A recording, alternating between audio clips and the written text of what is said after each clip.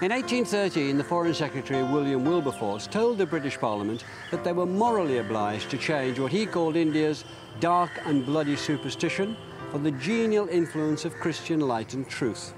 The British had looked at India and had decided that the Indians just weren't British enough. In the interest of their happiness and for the good of their souls, they needed to be converted to Christianity and Western morals. A string of missionaries headed east to devote themselves to this work. In order to teach their religion, they set up schools, and they taught not in the languages of India, but in English. There were Indians who welcomed the establishment of English language education, recognizing that it could give India access to modern Western thought and scientific knowledge.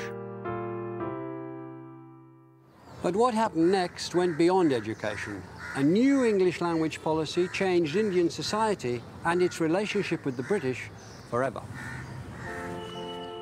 In 1835, Thomas Babington Macaulay, writer and member of the Supreme Council in Calcutta, wrote his famous or infamous Minute.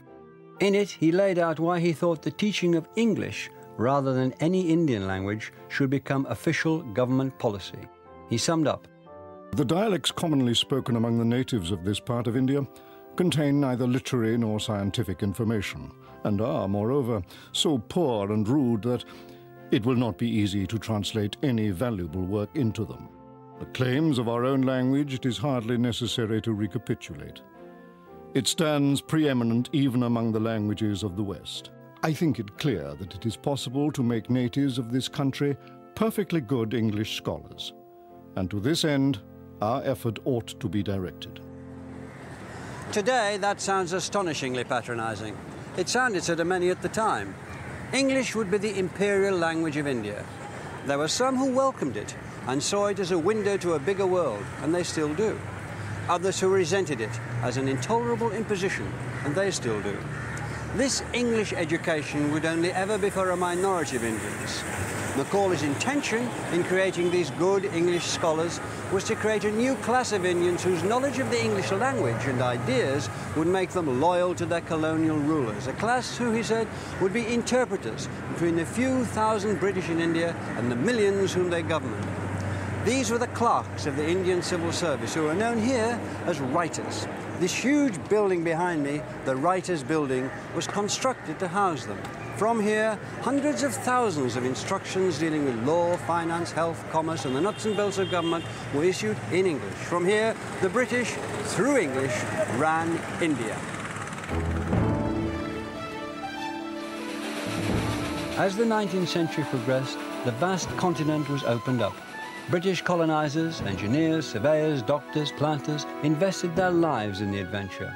British civil servants, working with their English-speaking Indian writers, administered it.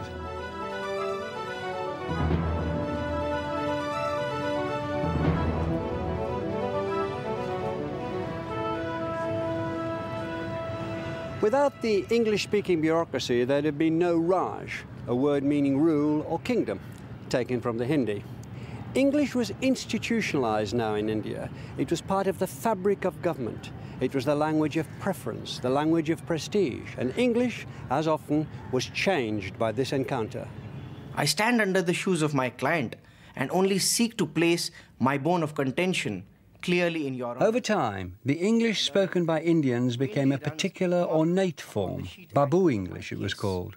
Your Honor will be pleased enough to observe that my client is a widow, a poor chap with one post-mortem son.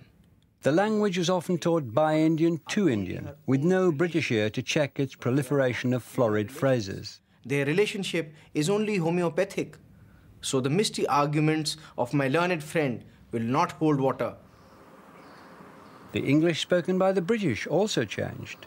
The district officers, magistrates, and other officials who toured the country, tending the Raj, picked up Indian words by the bushel and incorporated them into their daily speech.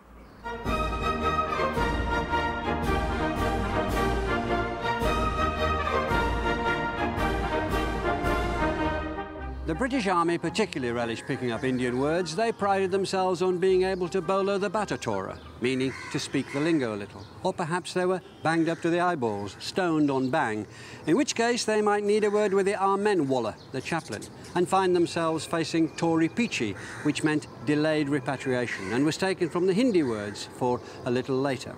The slang was so prolific that it needed a dictionary.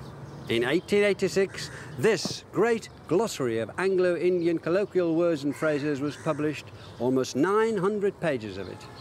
Here's khaki, taken from the Hindi for dust-coloured, meaning a light drab cloth. The dictionary notes that it is said that it is about to be introduced into the army generally. The dictionary has the curious title Hobson Jobson. As the book explains, this is another army term, a corruption of a phrase shouted by Muslims in a procession. There are plenty more examples of the way that the British adopted and altered Indian words. Chapati entered the English language as chow patti, perhaps with an echo of patti, or even a cowpat pushing it that way.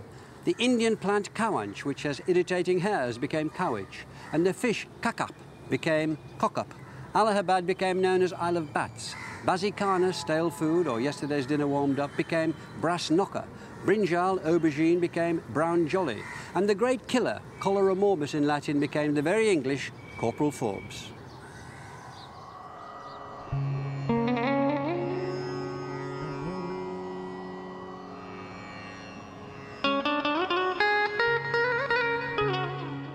Whenever they could, the British fled the threat of Corporal Forbes and the heat and dust of the plains in summer and took to the hills. In and around hill stations like Darjeeling, army officers, civil servants and tea planters built a little England, where they could take tiffin on the veranda with their memsahibs or sip a chota peg as the sun went down. The British had become comfortable with India, and English comfortable with its Indian borrowings. First the sun, fierce and glaring, that scorches and bakes palanquins, perspiration and worry. Mosquitoes, thugs, coconut, Brahmins and snakes, with elephants, tigers and curry.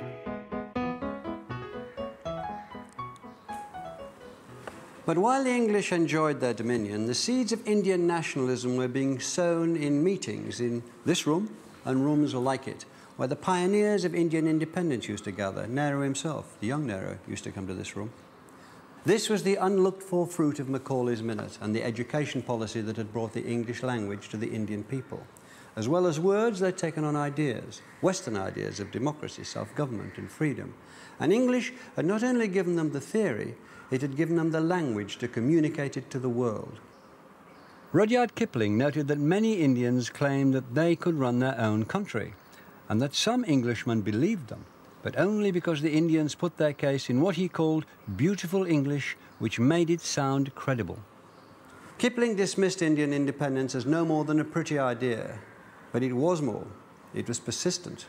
The English language had inadvertently sowed the seeds of the destruction of the Raj.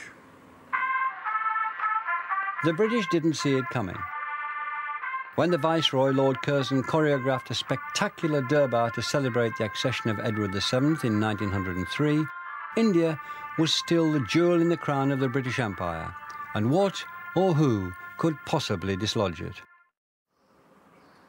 5 years later, one of the leaders of the independence movement, a lawyer called Mohandas K. Gandhi, wrote a pamphlet in which he complained about the imperial status of the English language in India. To give millions a knowledge of English is to enslave them. The foundation that Macaulay laid of education has enslaved us. I do not suggest that he had any such intention, but that has been the result. Is it not a sad commentary that we should have to speak of home rule in a foreign tongue?